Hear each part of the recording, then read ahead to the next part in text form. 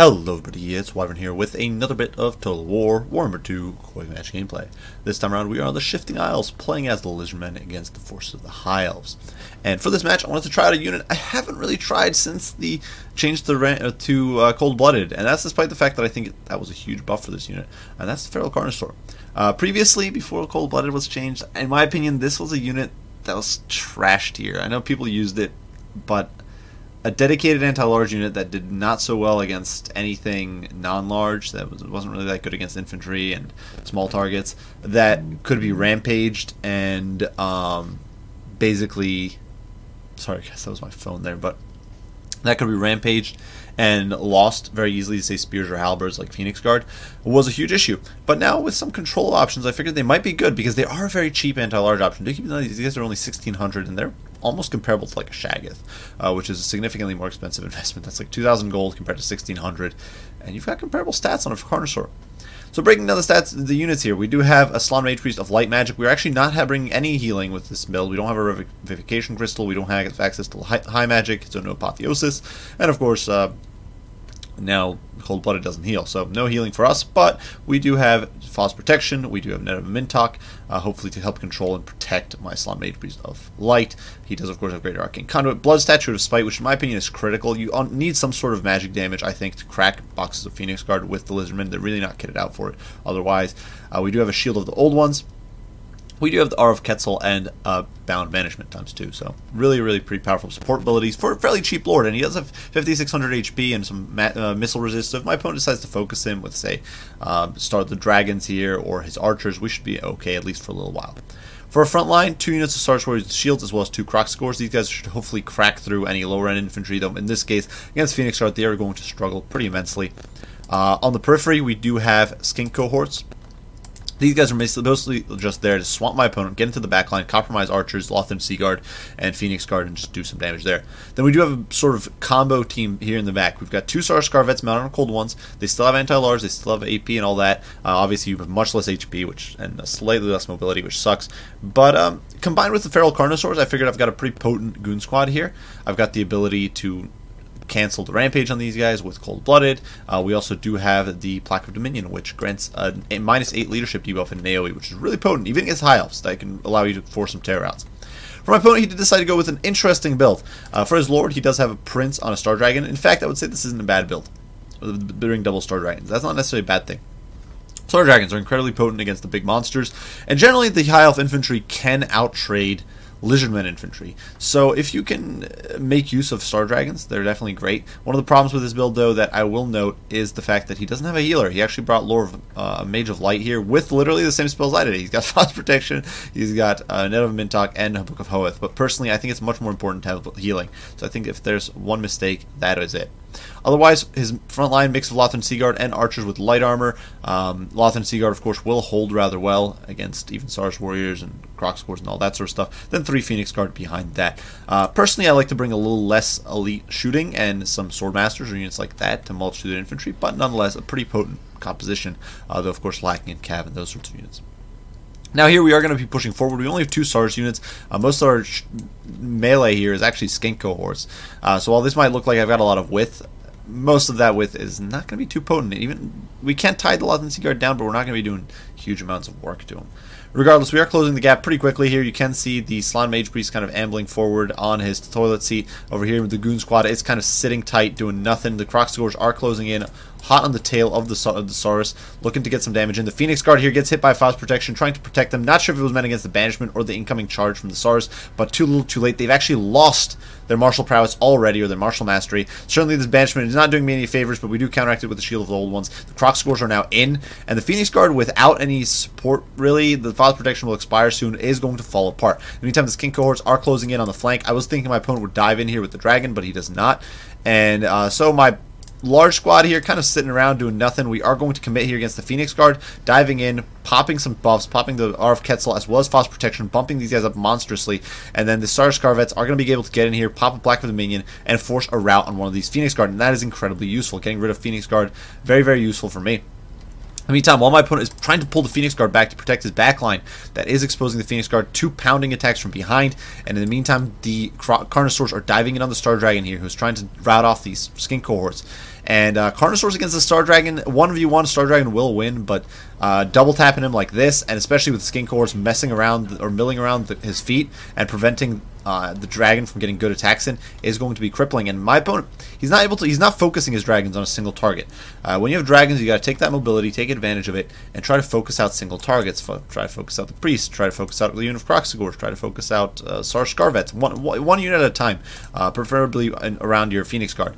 But unfortunately, the Star Dragon here getting pounded. He is trying to flee, but we are going to catch him with Deadly Onslaught on our Old Bloods or our Sar Scarvets, and you can see he's taking so much damage. Now, certainly my opponent here trying to distract me, trying to focus on my Slann Mage Priest, but he's just going to kind of waddle away. He's got 5100 HP still, so I'm not too concerned. And the Star Dragon here gets netted and shredded. Look at that, I can rhyme real good, guys. But in all seriousness, the Star Dragon goes down like a 9-pin, and now the Prince is in trouble because he is alone. He's trying to get on the Slann Mage Priest here. He's trying to slow him down. He nets him, but now he's getting distracted. He's getting pressured from all sides. A cool little sync animation there between the Carnosaur and the Dragon, but the Prince just getting mauled now. He's taking those rear hits from the Sar Scarvet. We are popping our Plaque of Dominion, trying to debuff and force off these Lothern Seaguard, trying to force a bit of a rout. Skinks in the back here, trying to help distract the pressure from the Phoenix Guard and those units. And look at the other. And if we look at the other pockets, we can see the Phoenix Guard here. One unit of Phoenix Guard has been annihilated. Another unit, they're actually shattered and running over there on 4 models. This unit over here is getting slowly but surely chewed apart. The Kroxigors suffering a little bit, but you know what? They're able to do the job. They're going to be able to hack and slash their way through this Phoenix Guard. And my opponent here is going to be greatly reduced. He does get a nice little breath there. But at this point, the balance of power is shifting decisively in my favor. My opponent is just down to this shooting. He's got this last unit of Phoenix Guard somewhere in here, which it's mixed in here. It's hard. There we go. There's the unit of Phoenix Guard being a bit of a nuisance. Definitely doing some damage. Keep in mind, I don't have any healing, so the Sar Scarvet's taking damage here. It is permanent. It's not something I can heal out. But the Phoenix Guard here is terror routed. They are forced away. Phoenix Guard not being immune to psychology, definitely hurting them here because they're going to break. They're going to rout. Unfortunately, though, a bit of a misplay here on my part. As I was trying to move with my Slann Mage Priest back to the main line, I had shifted my entire mobile force over there, and that means my opponent gets a beautiful charge here on my Slann Mage Priest. Very well played. And by the time I realized the threat, or realized that I'm a moron, it's too little too late. We do get a small little banishment here, which doesn't do as much damage as I would have liked, but at this point the Slann Mage Priest is terrified. He is broken. He's going to flee from the map, and I actually do believe he's going to die. But the Prince here does kind of dive in, trying to hold off these Sar Scarvets. He's going to take a bit of a pounding. He's definitely not going to enjoy himself here. But my opponent was able to remove my Slann Mage Priest from play, which is definitely a win. Potentially bring the balance of power a little bit closer to the center.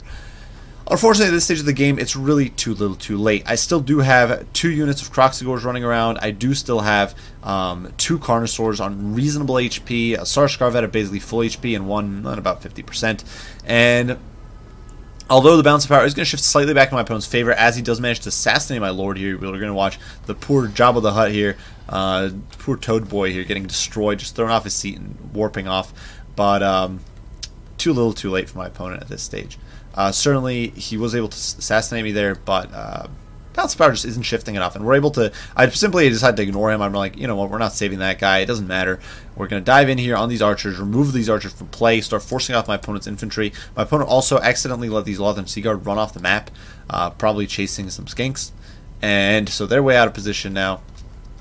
Now, granted, my skinks and my Kroxigors now chain routing because of the loss of my lord, but there just isn't really enough. There's Phoenix Guard. Phoenix Guard will trade well, even without their martial prowess. They'll trade well into, say, SARS, but with only 2,000 HP left, no healing, no sort of support there, they're going to start falling apart. We are taking our Goon Squad here, looking to assassinate my opponent's caster, perhaps this Lothern Seaguard, and then his lord, depending on how luck favors us. And my opponent here has essentially on his last legs as we go in for the execution. So at this point, you can see the poor Kroxigors, they're just ambling off the map. These Phoenix Guard here did a pretty good job. They've done a lot. But we are now chasing them with our SARS. We're going to be able to cut them off and prevent them from helping these Lothern Seaguard get annihilated. The man buying time for the Phoenix Guard, which really a bit of a mistake, I think. The Kroxigors make it back because my opponent was forced to take his dragon away as my large targets kind of closed in. Some skinks are going to shatter over there on the periphery, but Kroxigors, you know, they'll actually put a bit of a beat down on Lothern Seaguard. Kroxigors are definitely a unit that does a lot of work. People underestimate them a lot. I've liked them since almost the release. Ever since I started testing them out, Crocscores have been a great unit from my experience, but they really do perform. Regardless, my opponent at this point is simply going to break. He does try to bring his Prince down over here to break these SARs, but too little too late as army losses kicks in. So, my opponent's build, I think it had one significant flaw, and that was the lack of healing. Now, there are small things I would personally do differently. I probably would swap out some of the Phoenix Guard for some Swordmasters. I'd probably bring some Spears to get a little more width, and probably just bring normal Archers for my shooting line. But the main thing, I think, was the lack of Mage of Healing. Some Lure of Life there could have been potentially a lifesaver, maybe save the Star Dragon from getting annihilated, maybe save the Sprints from getting annihilated, or beaten down and forced out as easily. On the flip side, for me, I think the main mistake was letting my Salon Mage Priest get gooned out like that. Really, that was just a dumb misplay. With the Salon Mage Priest, you have to go in figuring you're going to protect him, and I decided to kind of just ignore him. The guy's a large target, he doesn't get knocked over, so he's always going to be taking damage, and he's not very survivable, so that was just a misplay on my part. Had he stuck around longer, we would have still gotten some more Blood Statues of Spite off on the Phoenix Guard. We would have still gotten some more magic, perhaps a net on the Prince. Perhaps we would have been able to goon him out that way. The net's, of course, very good against dragons. And if your opponent goes to Dragon Princes, you can crowd control them and shut them down that way. So very potent stuff. The Skanks, they were a distraction, and that's really all you bring them for. Apologies there, flailing around here. But the Scarvets and the Feral Carnosaurs, you can see, did some immense work. 2 and 1 Chevron gained. The kills don't really reflect how much they did here, because they did kill an entire Star Dragon, they killed most of the Prince, they killed most of this Mage of Light, and they actually disrupted and messed up the Phoenix Guard pretty badly as well, so they did some good work. The Crocscores, 37 and 66 kills, a lot of that against Phoenix Guard, really paying their dues. Really solid unit there.